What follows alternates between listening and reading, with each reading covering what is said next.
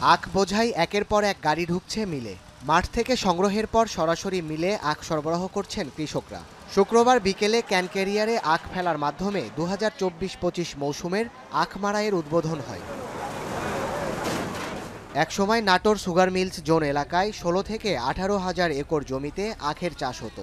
পরবর্তীতে নানা কারণে আখ চাষ মাত্র 4,500 একরে এসে দাঁড়ায়।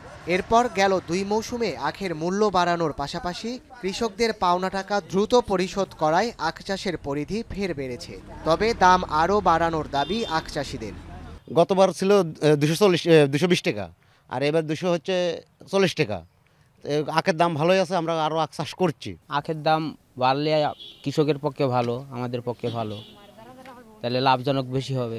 এই বছরে আখের দাম 240 টাকা করাতে কিছু লোক আখের দিকে উৎসাহিত হচ্ছে এবং আখ লাগাচ্ছে।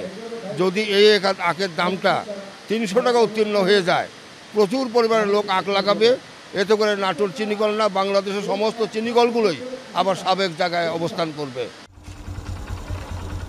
বার্ষিক 15,000 টন আখ মাড়াই করার সক্ষমতা নিয়ে 1985 সালে প্রতিষ্ঠা হয় নাটোর সুগার মিলস। পর্যাপ্ত আখ পাওয়ায় বেশ কয়েক বছর লাভও করে মিলটি, কিন্তু পরবর্তীতে আখের স্বল্পতায় প্রতি বছরই কোটি কোটি টাকার লোকসান গুনে আসছে কর্তৃপক্ষ। তবে গত বছর 6 কোটি টাকা লোকসান কমাতে সক্ষম হয় মিল কর্তৃপক্ষ। এবার 90,000 টন আখ মাড়াই করে 5,000 টন চিনি উৎপাদনের আশা মিল কর্তৃপক্ষের। এবছর 7,752 একর জমি থেকে 90,000 মেট্রিক টন আখ মাড়াই লক্ষ্যমাত্রা নির্ধারণ করা হয়েছে এবং এপিও অনুযায়ী 5.7% রিকভারিতে 5,130 মেট্রিক টন চিনি উৎপাদনের লক্ষ্যমাত্রা নির্ধারণ করা হয়েছে। লাভজনকভাবে রাষ্ট্রায়ত্ত এই প্রতিষ্ঠানটিকে পরিচালনা করার স্বার্থে সংশ্লিষ্ট সকলের প্রতি আধুনিক কলা কৌশল ও প্রযুক্তি প্রয়োগের মাধ্যমে আখের আবাদ বৃদ্ধির উদাত্ত আহ্বান জানাচ্ছি।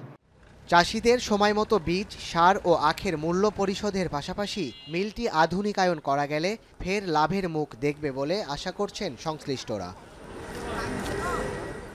এখন নাটোর। সানবিট সব দিবে সামাল।